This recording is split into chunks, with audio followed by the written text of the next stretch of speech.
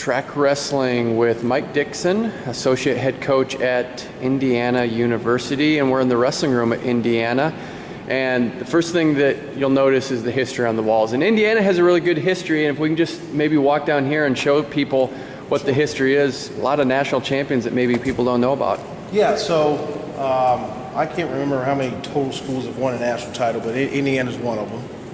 1932, Indiana won a national title, and our job is to try and get back to that point. But this mural, I guess you'd call it, on the wall, goes back all the way back to 1928. It's just the history of all the All-Americans, guys that have played, all the way to our most recent NCAA All-American, which is Nate Jackson. Obviously, we were trying to replicate and build upon that and get continual, consistent All-Americans, because we want to have a program and a standard where you come to Indiana, you know you have a chance to win a national title. And that's kind of what we're trying to do right now. We're building foundation.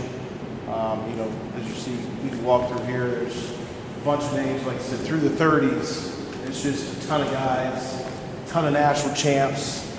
So Indiana was kind of one of the trendsetters, I guess you could say, in college wrestling in the 30s. I think Eddie Belshaw was the first national champ. Pat Devine, you can see there's a bunch of guys in the early 30s that are winning national titles, taking second, taking third, placing high. So I think one day in the office we just looked up what the point totals were. Now it takes 120 points or so to win NCAAs. And I don't know if the scoring system was different back then, but I don't think it was a ton of points. And even just the uniforms, you look all the way up to the first wall here, 1940, you see the no shirts, and then shirtless. Come around the corner and you start seeing That's right. one top there, and then you see a little bit more as you go into the mid 40s.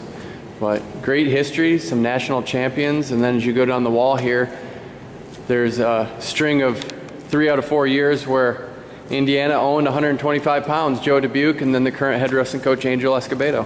Yeah, so obviously things were rolling very, very good back then, and both those guys are in coaching now. You know, Joe's still a proud alum. I think we're working on trying to see if we can't get Princeton on our schedule here to bring him back to Indiana, him and Nate Jackson. Isaac's handling scheduling. But I think we have a good product to sell. I think we have great facilities to showcase, and I think with kind of our recruiting class, people are kind of starting to see that. So the biggest thing is just trying to get the word out to see what we do have to offer, and that kids can win national titles here, get world-class degrees here, and then go on to be productive citizens or continue their wrestling career. You know, we just started a regional training center here. Indiana's never had one until this past year, so we do have a regional training center, so we are excited about that. It's obviously just trying to raise money and continue to develop that as well. Angel, you, Isaac, Jordan, what do you guys talk about as far as philosophy and what you want to build with this program? Attitude and effort. Those are probably one of the biggest foundations.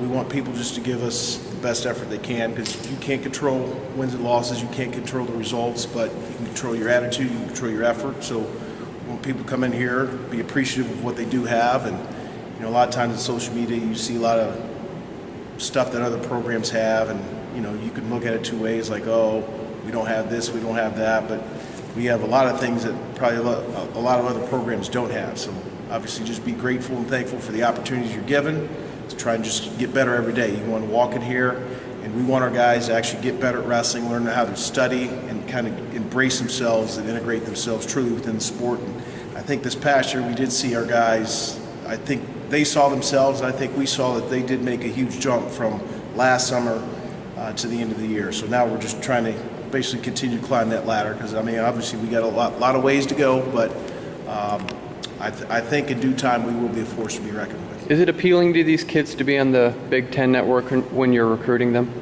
Yes, that's huge. You know, so I wrestled in the Big Ten, but then I was gone coaching for 13, 14 years out east, and I came back. I was even blown away, because the Big Ten was different than when I wrestled in it. So, you know, the Big Ten tournament, that thing's sold out, 14,000 people right on top of you.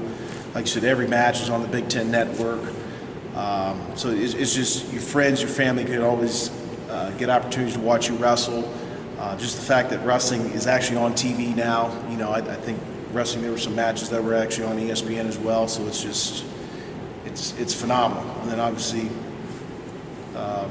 sites like Trackwrestling coming in and putting wrestling on TV where you can actually watch matches. You know, kids are just, they're so much better than what they were 20, 30 years ago, just coming out immediately. So it's technology has definitely helped wrestling, and that's a huge part of it. Walk us down to this board. You were telling us about 10,000 rep challenge. Yeah, so Angel came up with basically a challenge this summer. It's a 10,000 rep challenge. Basically his philosophy is after 10,000 reps you're going to become a master at something. So basically our biggest thing when we came here is we want to hold our guys to a higher standard and make them accountable for things. So we created this little board where they got a neutral technique, a top technique, and a bottom technique. And their job is to get 10,000 reps in over the course of the summer. So that's kind of where we're at now. Some guys do a better job of actually writing down their reps. Paul's probably the most consistent about actually writing it down. But obviously, we're encouraging guys to come in on their own, and then we have summer workouts throughout the summer where guys are coming in working on techniques, guys working one-on-one with coaches, their strength training. So I think we're doing a lot of things to at least get them better and get them to kind of understand what high-level wrestling is, what it takes to be successful. And you see guys all the time that are placing, that even win national titles that, you know, they weren't necessarily like the top recruit or the blue chip recruit. So obviously with a lot of work you can get to a lot of great places, and that's what we want our guys to understand. And just, it takes work, it takes effort. You do those things, the sky's the limit. Tell us about Kip's Corner. So Kip was actually my trainer back when I was in college. He had retired, and this was kind of where they had the old like training table or something like this. So this was actually done before we got here. But I think that's kind of just in honor of Kip. He used to be the head athletic trainer here, but he took a liking to wrestling. He loved wrestling. And he's retired now, but he still lives in Bloomington. He comes to some of our matches. He actually does I think the concussion guy at the Colts games and IU football games. So he can actually, he said, I have the power to stop a football game and say, we need to check this guy out. So he's got a lot of power at those football games. But he's a good guy, loved wrestling. So I think they want to do something to honor him. And they used to have a bench there, but when they kind of redid this room a little bit, they took the bench out, but we kept the sign up just to kind of honor him. 3 full mats, is this sufficient for what you need?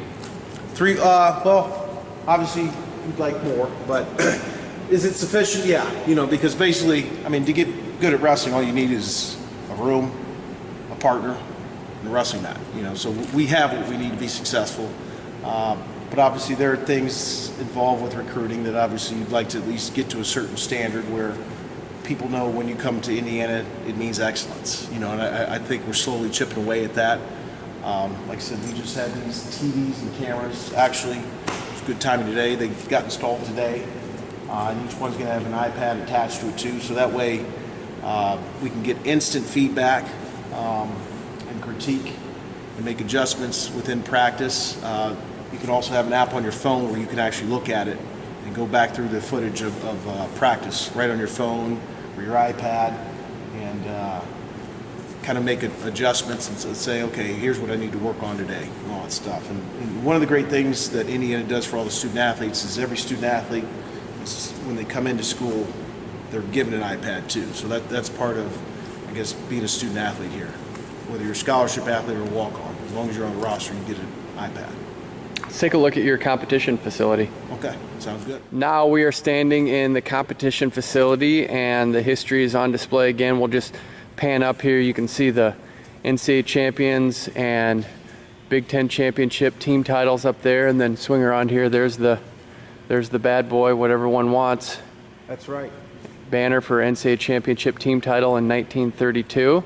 And this is a nice facility for wrestling. Take us through how this got built and why you have it here. Yeah, so this is Wilkinson Hall. This just opened in January. The project got delayed a little bit, so we were originally supposed to compete all our matches in here, but Ended up working out. I think we hit 5 or 7 home duels we worked in here, and we were top 25 in the country in attendance. So this facility, it's actually on campus, which the previous facility was not on campus. So we're right on campus, so it's easy accessible to students. It's easy accessible to people. You don't have to tell them, well, it's not really on campus. So it's right there on campus, right next to Assembly Hall, which is nice. Like I said, we've been the only team to compete in here so far. So volleyball hasn't even competed in here yet, but it's a volleyball wrestling competition facility only. So this seats about 3,000 too. Like I said, we've pretty much packed the house ever since this place is open. It's a neat environment. Our guys enjoy competing here. We can see that there's actually a difference just from the intensity and the way they compete when they're at home, because it's something that, like, this is our home turf. They want to show people. They want to put on a show in front of fans. So it's actually kind of nice. So, and as we continue to get more and more people through here, and just obviously we want this to be a destination place for Indiana kids as well as any of the recruits that we do get here on campus. And nice big boards in the back. You got the monitors. That has to work out great during home dual mates. Well, the people in the marketing department love it because they can do all kinds of stuff where, again, in the previous facility, they couldn't. It was basically like an old high school gym, so they really couldn't do anything. But now they can have all kinds of sponsorship deals, marketing deals, ways to get the crowd involved, and that's what we want. We want our crowd involved in our matches. We want it to be intimidating. We want it to be one of the most intimidating places in the country, so that people kind of get extra nerves when they're wrestling here in Bloomington.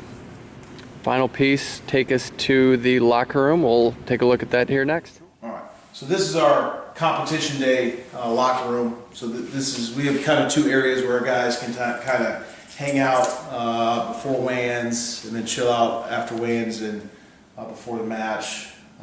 So locker room space, some chairs, a couple couches in here. They usually end up in here, just kind of relax and play music, kind of get their thoughts together before competition. Then usually we'll have our team chaplain come in, kind of give like a 10-minute sermon, I guess, if you will. We usually will say a little prayer and head out and kind of go compete. So that's really kind of what happens in here. But again, this is a nice dedicated space. It's wrestling only. Our guys can actually during the day come in here and hang out, chill. They can even make this a study space if they want. So it's kind of nice, and the guys enjoy it. And it's kind of cool how you have each weight class. It's like, hey, this is the 10 slots, and yeah, it's a pretty big deal to get to that one of those slots. Yeah. So obviously those are the guys that compete on match day, and they'll have their singlets hung up there. That's Elijah's senior award that he still needs to take.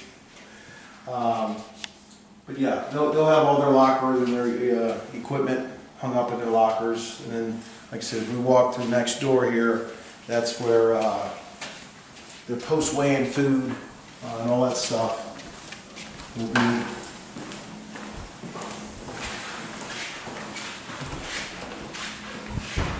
Kind of come through here. We have a table here, and that's usually where we set out. Usually the oatmeal and a bunch of the drinks, and we usually set the fruit out and other items over here. And this is kind of more a space where they can also kind of chill out, relax.